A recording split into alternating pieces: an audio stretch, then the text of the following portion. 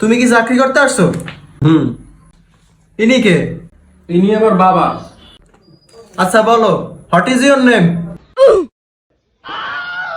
আচ্ছা বলো, হোয়ার are you from? আব্বা কি কইতেছি কিছুই তো বুঝতেছি না। Are you educated? আচ্ছা তাহলে বলো, স্বাধীনতা দিবস কবে? ভাষা দিবস কবে? 7ই মার্চ রাতে কি হয়েছিল? অপারেশন সার্চলাইট কি জানো? তুমি তো দেখি কিছুই পারতেছো না। তুমি তো এই চাকরি পাওয়ার যোগ্য না। মানে কি স্যার? আমি এতক্ষণ চুপ করে আসছিলাম দেখে আপনি জানেন ওকে?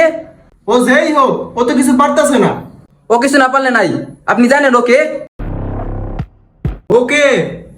ওর দাদা মুক্তিযুদ্ধ ছিল, হ্যাঁ আমার বাবা মুক্তিযুদ্ধ ছিল, আর ও মুক্তিযুদ্ধের নাতি। তাইলে কি বুঝছেন ওর কি কোটা আছে? ওকে চাকরি দিতেই হবে। কোঠা আছে দেখেই ওরা চাকরি দিয়ে দিব? ও তো কিছুই পারতেছে না। ওর দাদাই মুক্তিযুদ্ধ, আর ও এই দেশের সম্পদ। হ্যাঁ, ও এই দেশের সম্পদ, হেতে কি ওরা বেটা ছাড়া এই দেশে চাকরি দিয়ে দেবো? এত কিছু বুঝি না। ওর দাদা মুক্তিযুদ্ধ ছিল, ওকে চাকরি দিতেই হবে, এটাই নিয়ম। তাহলে এই দেশের মেধাবীরা কই যাইবে? এত কিছু বুঝি না তো। ওর দাদা মুক্তিযুদ্ধ ছিল, ওকে চাকরি দিতেই হবে। ও একজন মুক্তিযুদ্ধের নাতি, ভেবেছেন আপনি?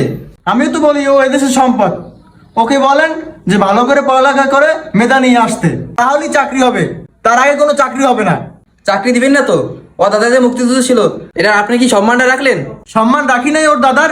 আপনি তো গত মাসে আইসা ওর দাদার ভাতা নিয়ে গেছেন, মনে নাই আপনার? আচ্ছা ঠিক আছে, চাকরি দিবেন না তো?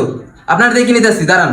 শুনুন, আপনি ক্ষিপ্ত হবেন না, আমি আবারও বলি, ও এই দেশের সম্পদ ঠিক আছে, কিন্তু এই দেশের সম্পদ রক্ষা করার জন্য একজন মেধাবী কাউকে লাগবে।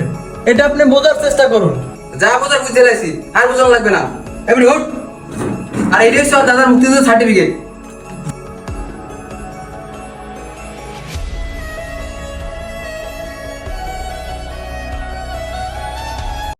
গাইজ, জানি না ভিডিওটা কেমন হয়েছে। যদি ভালো লেগে থাকে তাহলে অবশ্যই একটি শেয়ার এবং কমেন্ট করবেন।